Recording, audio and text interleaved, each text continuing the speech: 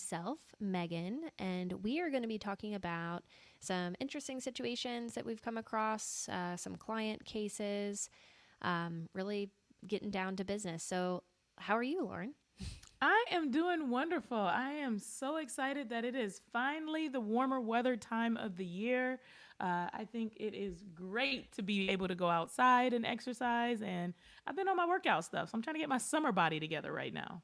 Ooh, nice. The weather's warmer coming Yeah. up there in Texas. Yeah. In Texas, we get hot, hot. Right now it's Mm. warm, which most people will probably refer to as hot, but it's not hot, hot yet. We're not in the hundreds yet. Oh, gosh. Yeah.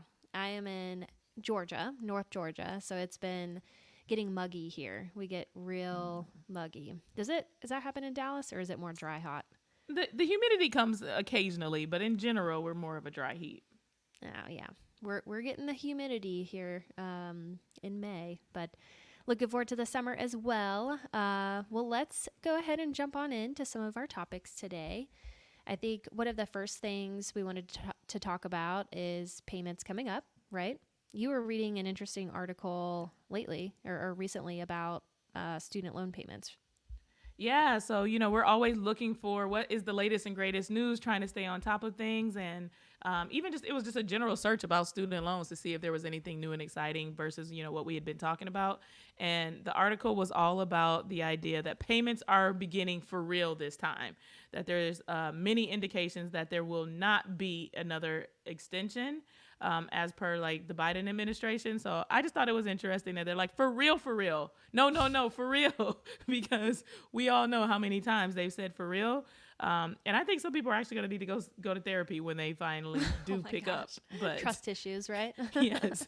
So just in case you haven't heard on a recent podcast, what they're doing is that either when the court case is completed or June 30th, which we're all pretty sure that's going to be June 30th now, payments will start 60 days later. So basically that gets rid of all of July, all of August, and you should be expecting payments to start in September.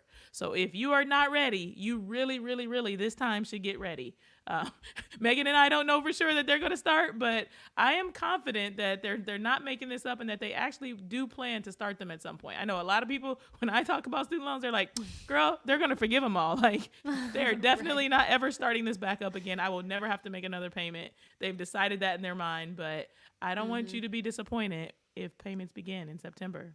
I know. Protect your future self. Get prepared. Know what your payment's going to be. Start factoring that into your budget. And we know inflation has been a big factor in a lot of people's spending, and a negative factor in a lot of people's spending and their bills. So just be prepared for when that payment comes in. That's You all can we're saying. also take a look at your studentaid.gov and probably even log into your servicer and find out what your payment should be when you begin again. Mm-hmm. And so a lot of people have been able to take advantage of the payment being way, way, way back to their 2018 payment, 2019 payment, Mm-hmm. when income was lower, when they were still in school, all sorts of different things were happening. And they're going to be picking back up at like, $75 when their current payment would be $1,000. That was a consultation I did yesterday, actually. I was Mm-hmm. like, don't make any changes. So you're definitely going to want to make sure you know what your payment's going to be so that one, like Megan said, you can start saving up for it. But two, you do not want to recertify your income unless it's absolutely necessary if it's going to benefit you to keep up with that lower payment. So that's what we've been Mm-hmm. helping people a lot with in consultations lately is understanding when exactly payments will begin, what payment they can expect, and for how long they can expect it, because there's also some wonky rules about when you will be required to recertify. Mm-hmm. Yep. A lot of people probably won't have to update income until later in 2024. So there's a lot of planning opportunity there for those going towards loan forgiveness to maximize, their forgiveness overall by keeping those payments really low for as long as possible. One thing to note on checking your servicer portal for your payment, I have gotten a lot of reports from folks specifically who are with MOHELA and Nelnet for their loan servicers. When they sign into their accounts, they're seeing what would be the standard 10-year payment as what their next payment is going to be. And Mm. it says something like, that payment will kick in September. Don't let that panic you. If that number looks very off to you, It probably is. And Nelnet and MOHELA, I know, well, my assumption why these two companies in particular are showing the standard 10-year payment is likely because you were not at Nelnet or MOHELA before COVID started, before this COVID forbearance happened. A lot of people are getting moved to Nelnet from Great Lakes because Great Lakes is getting absorbed by Nelnet. So you may have had them prior to moving over to Nelnet. And same thing with MOHELA. You may have had FedLoan or a different servicer because maybe you're with PSLF or maybe you're just with MOHELA. You don't have to be pursuing PSLF to be with MOHELA. But you you definitely did not have MOHELA before 2020 because they're a new company, a new servicer. So I think that's some of the rhyme or reason behind why you might be seeing that standard payment.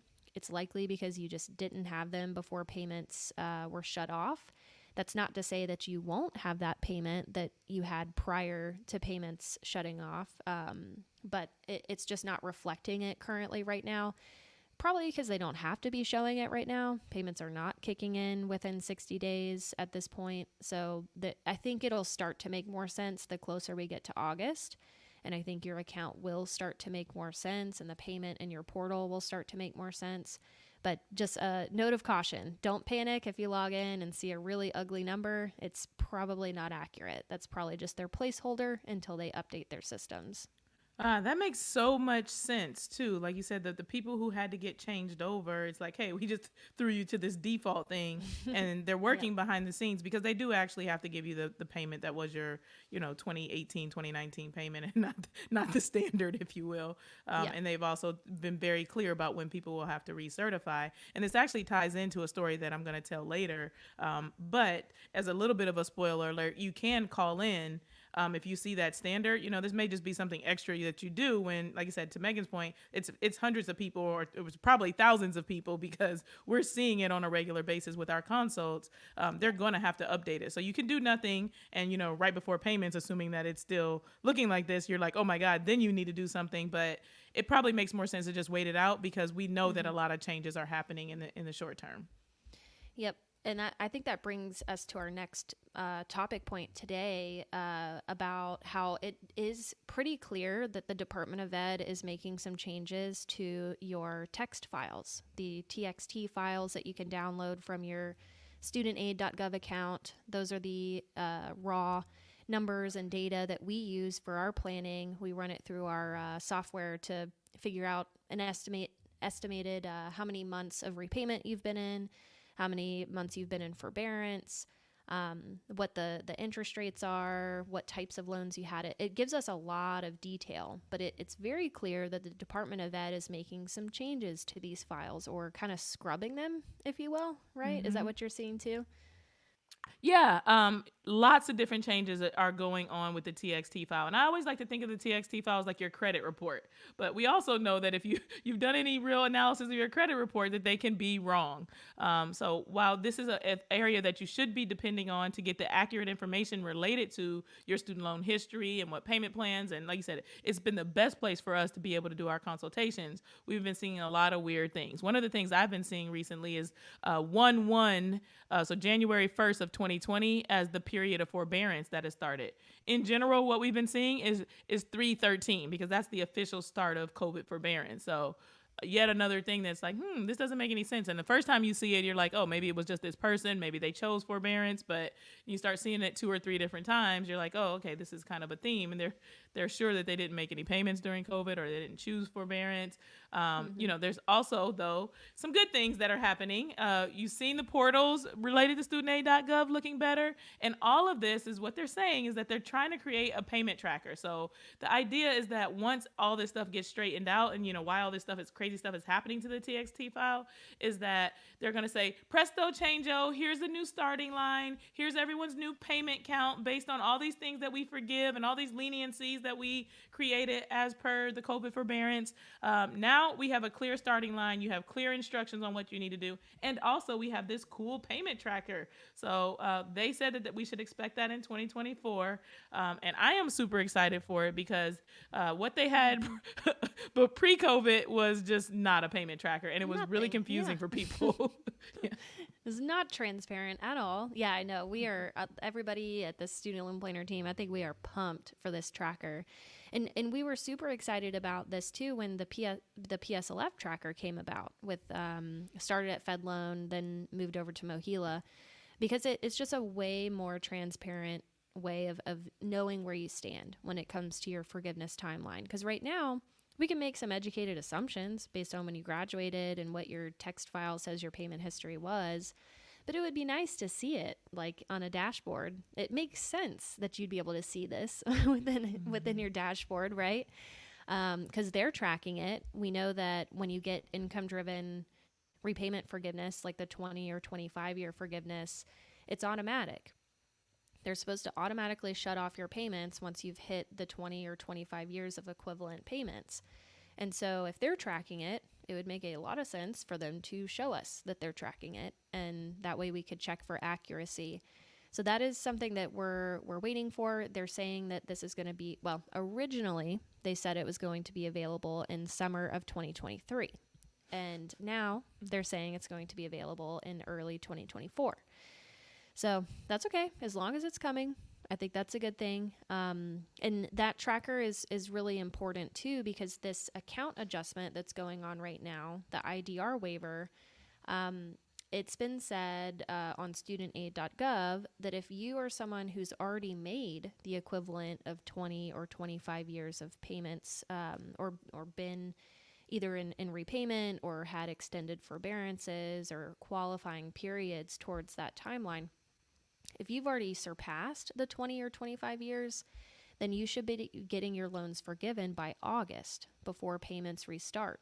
That is literally said on the studentaid.gov website. So if you think you're in that bucket where you think you have had your loans and had repayment history to meet the IDR forgiveness requirements, look out for that notice by August. And if you don't see it, don't panic, because I think that we're going to talk about this here in a little bit, but there are some ways that you can dispute inaccuracies in your payment history. But all that to say is I think there's going to be some forgiveness coming very soon by August for folks who have been in repayment for a long time. And if you feel like that should be you and that hasn't been happening to your file at that time, then there are some ways you can go about fixing it. So we'll talk about that here coming up. Yeah, I think what Megan is saying and what we are saying is it's time to wake up. If you have been sleeping for the last 3 years, it is time to open your eyes and see how the various things that are taking place right now might be able to benefit you. Yes, we have all really loved the 3 years of forbearance, but you want to get ahead of seeing what's going on, want to understand the process as well as possible so that you can advocate on behalf of yourself if something is not as it should be. So understanding how all this works, at least in some sort of form or fashion, is a key piece of the puzzle so that you can make sure that they give you exactly what you deserve. Or more. More is good, you know. If they make a mistake and it benefits you. Well, and some quick hitter things, just to recap the account adjustment or the IDR waiver. It's going under those two kind of blanket names right now, but this will, a couple facts just to know, and you can revisit this all at studentaid.gov as well. We've written a couple articles on this account adjustment and IDR waiver on our website. But quick hitter things that a lot of people have told me they didn't realize. One is that payment history before consolidations is counting towards the forgiveness timeline. I literally had a consultation yesterday where they consolidated in 2014, but they had a lot of payment history before 2014. And they were under the assumption that only payments since that consolidation were going to count. And that's not the case anymore, not with this IDR waiver. So that was exciting to say, no, we actually have another 8 years we can add. So that's a big topic, or sorry, not topic, but that's a big point with this IDR account adjustment. Any prior payments, doesn't matter if you were on a standard plan, the extended plan, any payments in the past are going to count towards the forgiveness timeline. Certain forbearances, so 12 months or more of consecutive forbearance will count. So if you were in residency for 3 years, you used forbearance for those 3 years, those 3 years normally would not count towards the forgiveness timeline, but they do now with the account adjustment. So extended forbearances count. If you have a lot of forbearance on your account from the past, 36 months or more, then all of that forbearance will count as well, even if it's not consecutive. And then let's see, what am I missing? Anything I'm missing? Oh, consolidations. If you consolidate loans with different payment counts under the account adjustment, the consolidation will be credited with the highest payment count that any one of those underlying loans has. So if you went to school during different time periods, this is significant to you because you probably have payment history on your undergrad loans, for example, that you could apply to your graduate loans that were borrowed later. And I still get a lot of those consultations where we're finding extra payments by looking at how this account adjustment can be applied to your specific situation. Anything I missed, though, for quick hitter points? The only thing I was going to say is deferment. So that's the one other piece of the puzzle. Not in school deferment, unfortunately. But we have been seeing some people actually successfully waive in-school deferment on loans that they were not taking for their current education. So as an example, you had some undergraduate loans, you're in grad school, and you automatically go into in-school deferment for all of your loans. Well, those undergrad loans you could have kept paying, but you have to first go back and waive deferment, which is a bit of a process, but it's possible. So in-school deferment in general is not going to count, and a lot of people are not willing to jump through the hoops to waive their past in-school deferment, but it can be done. But the type of deferment that does count is those deferments related to economic hardship. And what's the other type of? There's also like residency deferment. There's a lot of deferments, and also like what the servicers were doing, because this whole thing is coming about, like these weird like 12 months or 36 months, like why those are relevant is because the Department of Education instructed these servicers in the past that no one could have more than 12 months of consecutive forbearance. And no one could have more than 36 months of cumulative forbearance ever. So that's 3 years of forbearance. But what the servicers were doing was kind of steering people towards forbearance instead of income-driven plans, or instead of looking at alternative options, which was negatively affecting their forgiveness timelines, because originally forbearances weren't counting towards forgiveness timelines. And so the servicers were kind of taking advantage of forbearance as an easy fix to anybody's problem with payments, and just putting people into forbearance instead of looking at alternative options. And when they ran out of forbearance, because they hit the 36-month cap, they were then using deferments and kind of classifying them as a different payment pause. So that's why this is all coming about, is because there was a lot of misuse and abuse of forbearance and deferment in the past that negatively impacted people's ability to get credit towards forgiveness. So that's why they're trying to clean this up. That's why those numbers kind of seem arbitrary, but they're actually Not. Not, yeah, exactly. They're kind of not, right? Another point with forbearance too is that you can request that shorter term forbearances be counted towards forgiveness. So let's say you were steered into forbearance, because another thing that servicers used to do was when you had to update income, if they were running behind or whatever the situation was, they might push you into forbearance for a couple months so they could process your income recertification form, which that is not a good thing. You probably were okay with making those payments during that time, but since they put you into forbearance, those couple months there didn't count towards loan forgiveness. And if they did that every year, that's a lot of months adding up over time that aren't counting. So if it wasn't 12 months of consecutive forbearance that you have on your payment history, or if it wasn't quite 36 months total of cumulative forbearance, but you do have like 10 months total over the course of 5 years, or 20 months, randomly over the course of some time, go ahead and submit a complaint to studentaid.gov.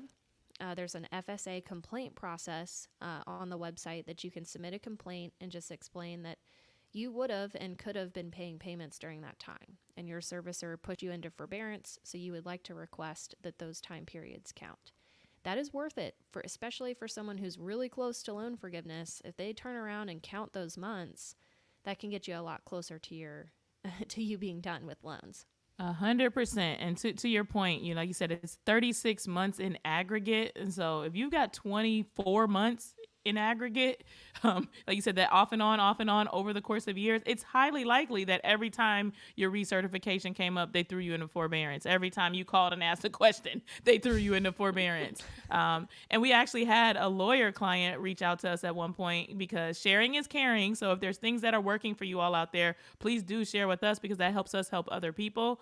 But what she did was write a letter, and she marked down every single time that she was thrown in administrative forbearance and said, I should not have been. I would have been willing to continue to pay during that time, and I want my payments counted. So it was a pretty long, drawn out process. We shared that process with some other people, a template that she created, and it helped a lot of people. But now we have this new, much quicker, much easier way, which is filing the complaint. But you first, once again, need to understand what's happening. I don't know when I was in or out of, payment. I don't know what's going on. You've got to look either at studentaid.gov or get that TXT file, which is an ugly file to look at. Like you said, we got a pretty cool conversion thing we do at Student Loan Planner, so we can help you with that. But you first have to have a baseline of, like you said, what might I be missing out on in order to know whether or not you should be one of those people submitting a complaint and what you're complaining about specifically. Yep. And that might be a good segue into our complaint process. So if you do have a complaint for your payment history for either PSLF or the longer term forgiveness or this forbearance we're talking about, when do you go to studentaid.gov and when do you go to your loan servicer? So let's talk about that, because there are some differences here, and there's kind of an order of operation. So if you are thinking that there is a discrepancy or an issue with your payment count towards public service loan forgiveness, you want to first, I would suggest, call MOHELA to inquire about that time frame, see if they're still maybe processing an employment certification form that could clear that up. If that's not the case, if they're not counting it for a specific reason, maybe that reason is not accurate, you can submit a reconsideration request form. This is done through studentaid.gov. This is specifically for PSLF people, though, at this time. It's called reconsideration request form. You could probably Google that in the search bar in studentaid.gov. It's going to ask you if you have an issue with the employer that's being that they're deeming maybe not eligible, or if you're having an issue with time frames not being counted correctly towards your qualifying payment count. So it's important, just like you said, Lauren, to know what time frames are inaccurate so you can specifically line them out. The more specific you can be in this complaint, the better. The faster they could probably resolve the issue because they know what they're looking for. So that's kind of the order of operation for PSLF folks. Start with MOHELA. Then if we don't get anywhere with MOHELA, submit a reconsideration request. Now, this is kind of future thinking, but if you're someone who is having an issue with your income-driven repayment count that you're going to see in this payment tracker in 2024, there is a complaint process within the studentaid.gov website as well. It is separate from that reconsideration request form because that's more specifically towards PSLF folks, but it's at studentaid.gov/feedback-center. And that's where you can submit a complaint about just about anything. So again, same rules, be as specific as possible about what your complaint is, and the ombudsman group will get back to you on some kind of resolution. And usually the requirement before you complete this is that you communicate with your servicer first. So I think that should still be the case, is always try to communicate with the servicer about it, see if there's a resolution. If not, then you can use these other complaint processes. Yeah, no, that's excellent information because, like I said, we've also been seeing with PSLF specifically, we've done a lot of talking about the IDR and, TXT files looking wonky in general. But even in the MOHELA website, we've been seeing some things that don't really match up. And for the most part, they've been getting fixed. I was actually Yeah. just thinking about a client who emailed me recently and said that they got full forgiveness. They were, we had our consultation. I was like, no, you guys should be eligible for 100% forgiveness. And they're like, are you sure? And I looked at the thread. It was 62 emails that we exchanged between finishing the consultation and them actually getting forgiveness because so many things went wrong. They're like, we've got 0 payments. Now we've only got 3 payments. You said they were all going to be forgiven. I want my money back. Like, I'm like, hang tight. We did it right. So, you might be seeing some wonky stuff in MOHELA. And, like you said, first thing is to reach out to them, maybe over the phone, reach out via the portal. There is an option to re-upload documents that you've already submitted in the past. But to Megan's point, that reconsideration request form, they're creating these processes so that they can get to people faster. So you don't want to be one of the people clogging up the system by just kind of like going all over the place. Like the reconsideration request form may be the best place to go, because sometimes you re-upload something that you've already submitted and now it's getting labeled duplicate, and then they're having to sort through that, and it just becomes a whole rigmarole if you're not following the various channels that they're creating to be able to get the process done efficiently. Yes, that's a great point. So, duplicate forms, let's talk about that next. That has to do with PSLF. So, this is Public Service Loan Forgiveness, folks. So, you could potentially get a employment certification form labeled as a duplicate if, just as it sounds, you've submitted the same one twice. And so this could be an issue because, again, it might delay when they're actually able to process your initial form if they're having to filter through like all the ones that you've sent them. So when does it make sense to submit a new employment certification form? Let's kind of talk through that, strategize through that, right? So Public Service Loan Forgiveness, it has that employment certification form that verifies your employment. You may have multiple forms because you've had multiple different eligible employers in the past. That's okay. When you complete the employment certification form online through the PSLF help tool, it's going to help you list out all of your prior employers. It's going to have you, it used to have you print out each of those individual forms to send off to those corresponding employers and get their signatures. And then you would upload that to the portal and they would review it. Now the process is digital. We'll talk a little bit more about that here in a moment. But let's say you're someone who did this already, like last year. You submitted all of your forms for all of your different employers. You uploaded that to the MOHELA portal or you mailed it to the the MOHELA address. And let's say you haven't gotten any updates, right? Because I think you said you had a client with this situation. Mm-hmm. Yep, 0 updates she's gotten. And it is multiple employers, like 6. And I'm like, are you sure? Where did you send it? What did what happened exactly? And she's like, no, I did. I have all of that. She had all the information. And so, yeah, it's been crickets for her. And this is from back in October. And we've been hearing like 4 or 5 months. Like, first of all, they're getting some sort of confirmation, like processing. Yeah. And we're getting bad information. But there's been communication. She's got nothing. So I'm like, something probably didn't go right here. I was going to say, that doesn't sound right. So if you've had crickets and you submitted your documentation, I'd say 2 months or more ago, then that's probably something you want to just look at a little closer because you should get some kind of correspondence. So let's think about the order of operation here if this is you. So if this situation sounds like what you're going through, what I would do first is I would give MOHELA a phone call. And so if you're, give them a call, and then what you would ask is, hey, I just want to confirm that you received my forms, my employment certification forms. And they'll ask you how you sent it, what method of delivery, and they'll let you know if they have it in the queue or not. And if they don't see it at all, that's probably an issue. Maybe it got lost in the mail if you mailed it. It should be there if you uploaded it to the portal. That shouldn't be a question. Like, that's a really easy way for them to track the forms. But some folks I know are not at MOHELA, so they cannot upload their forms to MOHELA's portal. They have to mail it initially. So if that's the case, if they can't find your forms, what you could do is you could mail, so you could do one of two things. You can either remail a copy of what you already submitted, that you already got signed. I would just suggest sending it certified mail to MOHELA's address and confirm the address with them on the phone, and send it certified mail. That could be one route. Or you can redo the employment certification forms through the PSLF help tool. I know that might be a little annoying, but you can reference all the ones that you've already done. Just plug and chug that information. And what's cool about the new PSLF help tool, or the updated help tool, is you can now send a digital signature request to your employer. So it sends them an email. I actually acted as a spy today and sent myself an email as if I was an employer.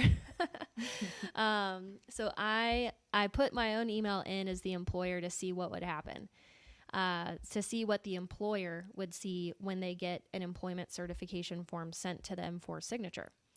And it took probably, I'd say like 10 minutes to get to me.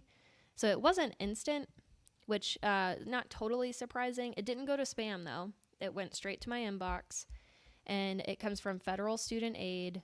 It says Federal Student Aid via DocuSign, and it comes from a DocuSign.net email. And it has just some verbiage that says we're requesting an electronic signature for PSLF. For this person, this employee is requesting your electronic signature as part of their public service loan forgiveness application. Prior to signing the employee's form, make sure to confirm your employer identification number and their employment period. And it has an envelope access code. So I've been getting a lot of emails about this lately because people have been starting to use this form, and the employer hasn't been able to find this access code. I think this is what they're referencing. I guess it's called an envelope access code. And there's like a 5-digit number that they have to be able to access the form. So it's on that initial email. It's just called envelope access code. But there's a button for me to click that says review document. So I'm going to click that now. We're going to go through this live together. Right. The thing I love about Meagan is that she is the one that's like step by step. I'm going to get to the very bottom of this so that we can give people the best information, because sometimes we're not able to provide, like you said, what we can see on our end is limited in comparison to what the borrower can see. But now we're able to put a really detailed email together for clients that we work with to say, hey, this is exactly what's going to happen. Here's where you might hit a bump in the road. Don't be confused by this. And here's how you proceed forward. I love that about you. Oh, thank you. I'm a little detective. So then what it does when I click that button to review the document, it says, please enter the access code to view the document. So this is what the employer, the person you sent it to, is going to see. So I just copied and pasted that access code in there, and then I click validate. Let's see what it does next. So now it's taking me to a DocuSign form. So the key piece of information is that the access code is in the email. So reading is fundamental is what you're saying. People have not been able to find it, but it is in that initial email that you get. It is in that initial email. Yeah. And it does say access code. So that is the code. And it's kind of small. Like maybe they should make it bigger or bold or something. Maybe that's, I was going to say, is it obscure? It's a little obscure, right? It's the same like font size as everything else, but it's not in bold. It's not underlined. It's not highlighted, nothing like that. So just make sure they're looking for that. And then it does pull up the full employment certification form. It's already filled out. It's wanting me to check the box to agree for an electronic signature disclosure. And then I'm assuming I'm not going to continue through because I'm not an eligible employer. Let me put that out there. I am not an eligible employer. Meagan's certifying her own employment right now. She's going to get her forgiveness today. Nope. So that it seems like it'll just take me to a place to sign, and then that'll get it submitted straight to the Department of Education. And in the Department of Ed's side, like your portion of studentaid.gov, you can track the progress of this signature under the loan forgiveness tab, click on public service loan forgiveness. I think you could track it there where it just shows that it was sent, to the employer. The email was sent to the employer, that it was signed, and then it was submitted. So that's cool. I'm glad we were able to go through that live today so people have an idea of what to expect. Absolutely. I think that's super helpful. Yeah. But bringing it back, I think we were talking about just troubleshooting, like if we needed to submit another form. So I think we got that down. If you're someone who hasn't heard anything about your employment certification forms that you've submitted, it's probably a good idea to either resend the ones that you already completed or redo the forms with the new electronic signature process, and that should get it submitted. Now, if you're someone who is pursuing PSLF, you've submitted all your forms, but there's either certain time periods missing or certain employers missing from your tracker, I think the first order of operation there to fix any issues is to first communicate with MOHELA. So I'd give them a call, say, hey, I submitted all my employment certification forms for XYZ employers. The dates, some of those dates have qualifying payments, others don't. Can you explain to me why I'm missing some dates? And that usually can be, from what I've heard, and you tell me if you've heard the same thing, the PSLF folks now are doing a lot better at being able to articulate why your tracker isn't looking correct. Now, that might not be the case for everybody, so don't send me spam or send me an angry email. But from the clients that I've worked with, I've heard that they've gotten better. That may not mean they're awesome, but maybe they're better. So they should be able to help you identify what's going on, if you need to take action, or not, or if it's just a waiting game, because a lot of this is a waiting game for them to just update and process your prior forms, which might take, like you said, 2 to 4. I've been saying 2 to 6 months. But all the while, you should be getting communication to some extent that they've received the forms, that you'll get one payment count update that might not look like it makes sense. Maybe the payment count looks really low, but you should be getting more as time goes on. But anything you'd like to add to that? I think you covered it.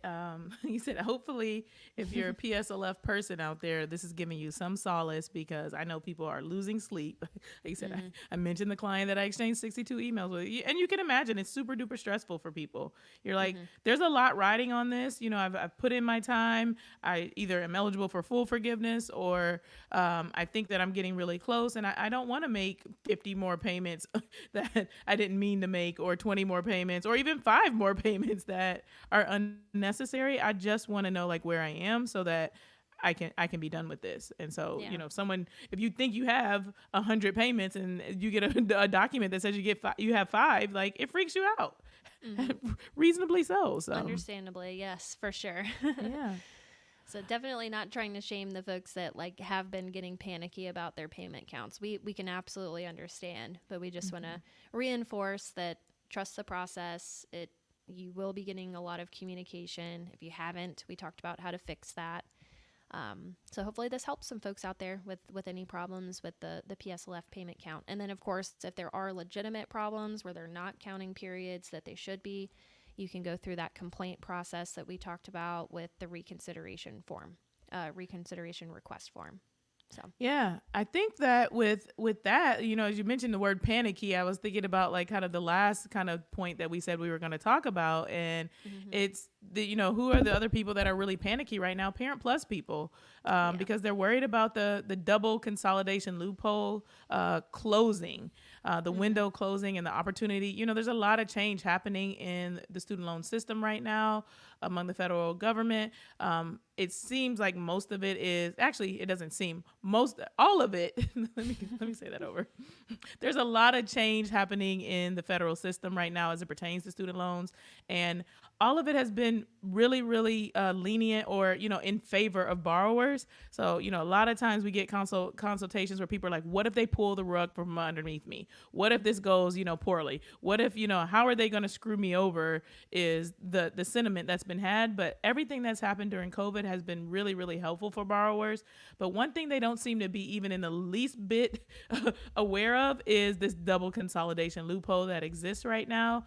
And the new IDR adjustment was something that kind of pointed it out to me. They didn't say anything. They addressed all these kind of other little nuances, but they didn't address this particular one. And so that lets me know that it's not on their radar yet. But at any point they could figure it out and they could change rules. And so, we always put like an asterisk when we help people with the double consolidation, is like, hey, this is important. You need to do this sooner rather than later. And also it could close in the midst of you doing this loophole. But there's been some changes as well, since COVID, or in things that are relevant. So do you want to talk a little bit about that, Meagan, and what Parent Plus borrowers should be thinking about? Sure. Yep. So the process is still working. There's no like word or concern at this point that the loophole will be closing soon. But like you said, there's a lot of changes. So who knows? So if you're someone who needs to be exploring this, sooner the better. That's all we could say there, just for peace of mind. But the folks that have been going through it, and if you plan on going through this in the future, one note just on, I guess, the feedback we've been getting from people who are getting to that last step. So when we do the double consolidation, it's technically 3 consolidations for most cases. That's not always the case, but for most cases, we're doing 3. Because we have to consolidate groups of Parent Plus loans by themselves first, separately. So then we can consolidate the 2 consolidation loans together to wipe out that Parent Plus loan code. Okay, so let me just say that in layman's terms. So you got 6 loans. You get 3 loans together, that's group A. 3 loans together, that's group B. You consolidate group A, you consolidate group B, you wait. And then that final consolidation is group A and group B getting consolidated together. And now you have that third one. Correct. Yep. That's a great, I was able to visually follow that very well. Thank you. And then what our instructions have been is on that last consolidation, go ahead and apply for the income-driven plan that you want to go on, because that's mostly why people are doing this double consolidation, is they need to get on a cheaper income-driven plan. What we've been finding, especially with MOHELA, is the income-driven application has been getting approved before the consolidation is done. And so what happens is when they process that income-driven application before the last consolidations are done, they're looking at eligibility and they're seeing, nope, these consolidated Parent Plus loans, so you only have access to that ICR plan. And so that panics people. We've had lots of panicked emails about MOHELA folks just doing this prematurely. They'll get a rejection notice that says, hey, you're actually not eligible for pay or for repay. We put you on ICR.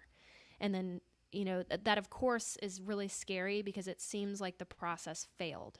That's not actually the case. It seems like MOHELA is processing the income-driven application before the consolidation is settled. So our new instructions are that it probably makes sense just to apply for the standard plan again, just that fixed amortized plan for the last process. It also makes that last consolidation a little quicker so you don't have to gather your income information quite yet. And then once that consolidation is completely done and you've been approved for the standard plan, then go ahead and apply for the income-driven plan. That should solve most of those problems. There have been some small cases where a representative is still looking at the loan file and saying, no, there were Parent Plus loans at some point. This isn't eligible for ICR. And it just takes a phone call or 2. Maybe you have to get a different representative to look at the file to say, nope, this is a consolidation of 2 consolidated loans. It's not a consolidation of Parent Plus loans. Once they see that, once they understand what the order of operation was for your consolidations, then you will be approved for the lower income-driven plan. So that's just some notes to those who are maybe going through that double consolidation process or who might be in the future. Some recent problems we've been running into, mainly with MOHELA, but probably be safe and do those newer instructions for just anybody that you're ending up with. Yeah, and I think this speaks to the way that the computer may be saying or looking a little bit different with all these changes that are happening, that it keeps coming up over there. And so this may be the first little inclination that they're getting of like, oh, people are doing this strategy. Like, what is this? Let's look into this more. So hopefully they're not, overdoing their job to the point where they would have like whistleblow and say, hey, we got this consolidation thing happening over here. Let's stop it. I don't think like you said... I don't think they would. Like, I know that could be a concern. I don't think these people over there care that much about this. They're probably just like, what is this weird process that people are doing? I don't get it. I don't care. I don't think there's going to be anybody over there like pounding the steps of the courthouse saying, hey, we need to change this. We need to block this. I don't think that's going to be the case. So don't worry. Yeah. I don't think that would be the case either. You said people are just trying to get their job done and move on. And even then, it's something that's really helpful. And so to that point, like you said, the government is doing a lot of things that are super helpful. So maybe, they would point out that this is another strategy and this is the additional steps you have to take at some point when they find out about it.